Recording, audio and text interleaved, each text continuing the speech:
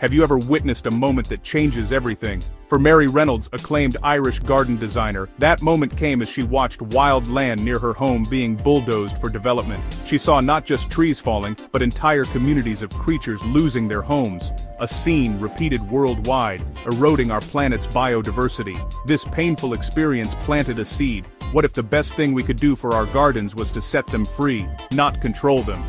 From this, We Are the Ark was born. ARK, standing for Acts of Restorative Kindness. The idea, anyone, anywhere, can turn even the smallest patch of land into a sanctuary for wildlife. Mary began with her own garden, letting it grow wild, welcoming native plants, and watching life return in abundance. This was the start of a quiet revolution, one wild patch at a time. All around us, a silent crisis unfolds. Habitat loss. It's happening quietly, often unnoticed, as the places that once teemed with life are slowly vanishing.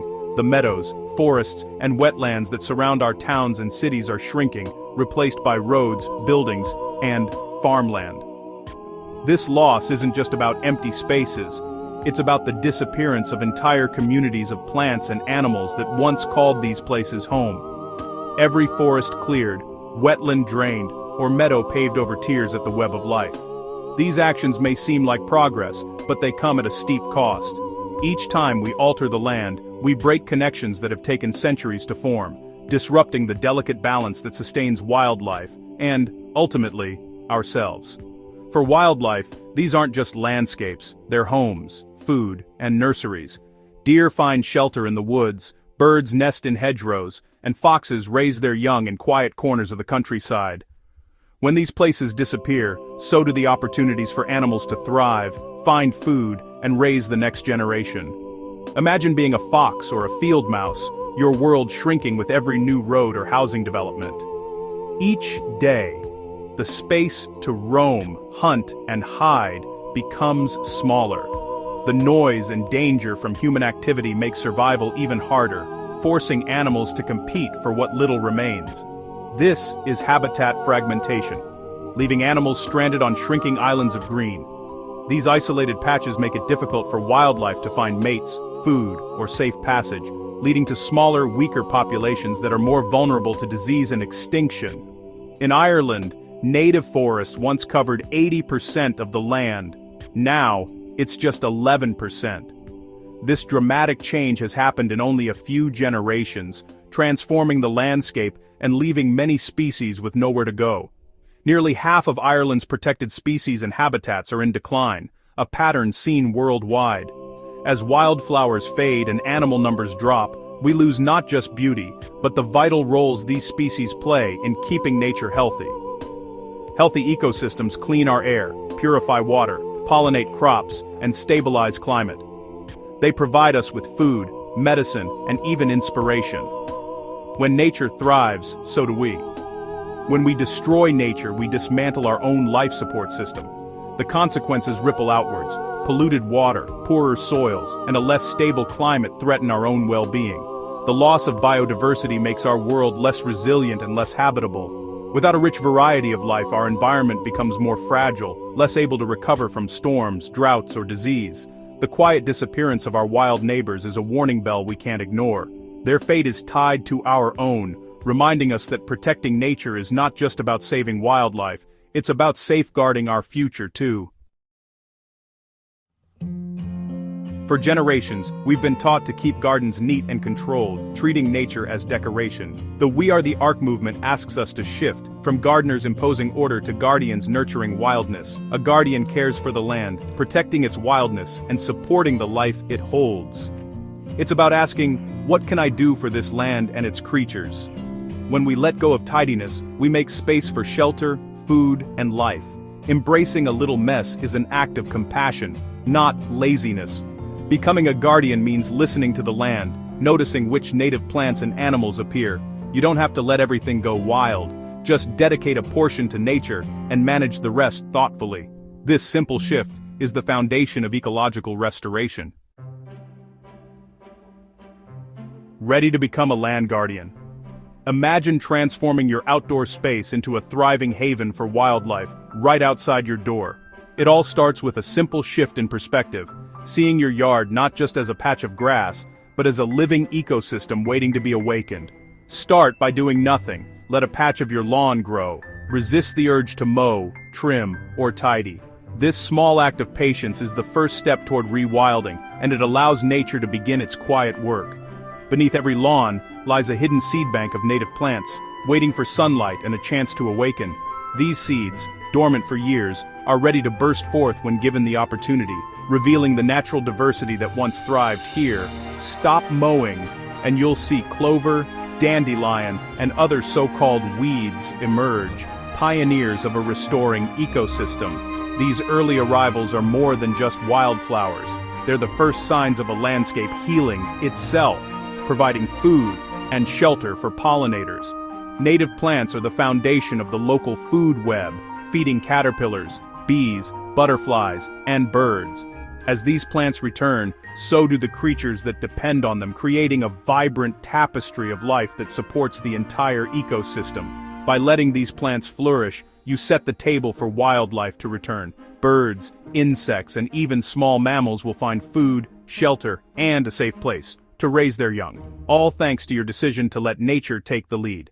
Next, learn to identify and gently remove non-native invasive species, which can outcompete natives and reduce biodiversity. This mindful stewardship helps native plants thrive and ensures your garden remains a sanctuary for local wildlife. The difference between a helpful native and a harmful invasive is key for any guardian. Take time to observe, research, and connect with your land. Each plant tells a story about your region's natural history. The journey begins with letting a piece of your world grow wild. Over time, you'll witness a remarkable transformation as your yard shifts from manicured lawn to a living, breathing meadow teeming with life. Watch as life returns, and your garden becomes a living sanctuary. Every day brings new visitors, colorful butterflies, busy bees, and singing birds, all thriving in the habitat you've restored. Sometimes, the most powerful action is simply to step back and let nature lead.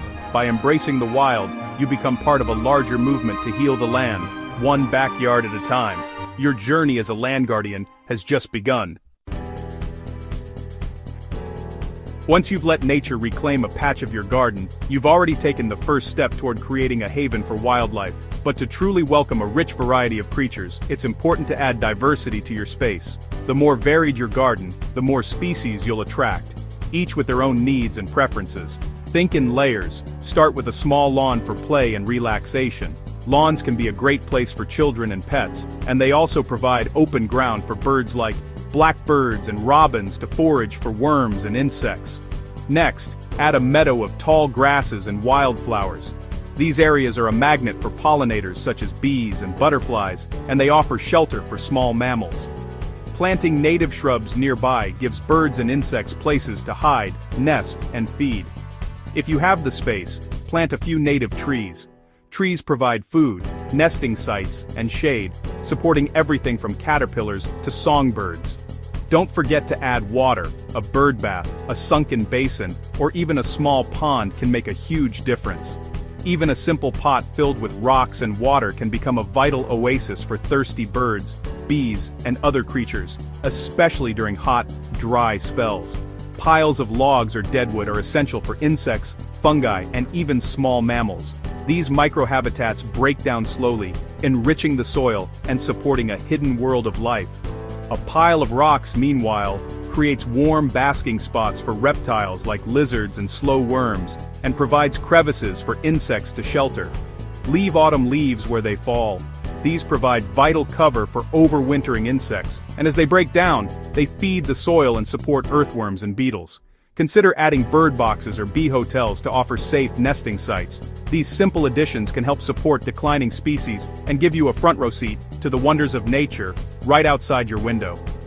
The goal is simple: provide food, water, shelter, and safe places for wildlife to raise their young. Every element you add increases the chances of seeing new visitors in your garden. To help others understand your wild approach, put up a sign, something like, "This is an ark." It's a gentle way to explain that your garden is a sanctuary, not a neglected space. By sharing your intentions, you invite curiosity and conversation. You might even inspire others to follow your lead and create their own wildlife-friendly spaces. What might look like neglect to some becomes a powerful statement of hope and restoration. A visible commitment to giving back to nature and supporting biodiversity. Your wild patch can spark curiosity and admiration from neighbors, showing them that a garden can be beautiful, lively, and full of purpose. Imagine if every garden on your street became a thriving sanctuary. Together, we can transform our outdoor spaces into a network of havens for wildlife, helping nature recover one garden at a time. Long before We Are the Ark, Will Wheeler and his father began rewilding their Irish farm. They simply let nature take over. Trees regenerated, scrub grew, and ponds were dug. Over decades, their land transformed from farmland to a vibrant Irish jungle. Wildlife returned: woodpeckers, pine martens, badgers, otters, and even threatened red squirrels. Their story proves rewilding isn't a quick fix, but a lifelong commitment. By surrendering control, they created a living legacy, a gift to future generations. Even a small family farm can become a biodiversity hotspot. Their journey shows the spectacular return of life when we become gentle guardians.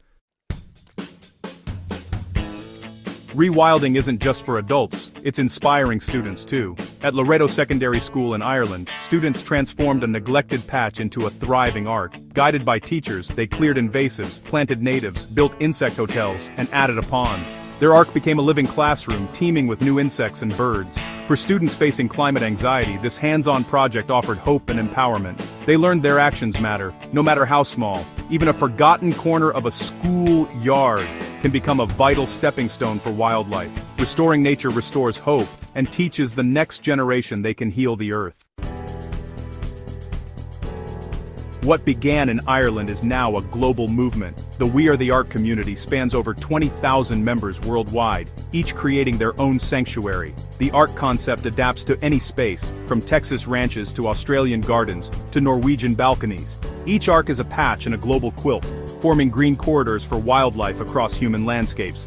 This decentralized movement puts conservation in the hands of ordinary people. Every ark, no matter how small, is vital. Homeowners, students, and city dwellers are witnessing the joyful return of life. Together, we're proving that grassroots action can create a wave of positive change. The patchwork quilt of hope is growing, one wild patch at a time. We face daunting challenges, but We Are the Ark proves one person can make a difference. You don't need acres, just a patch of earth and the will to care for it. See your space as a potential sanctuary, not just property. Let a corner grow wild, plant a native flower, or leave a pile of leaves for insects. Each small act is a vote for a healthier planet. By creating your own ark, you reconnect with nature and become part of a global movement. Join thousands worldwide, stitching your patch onto the quilt of hope. Let's transform sterile lawns into vibrant sanctuaries, garden by garden, school by school. We can help nature recover and build a future where humanity and wildlife flourish together. The Ark is waiting. All you have to do is open the door.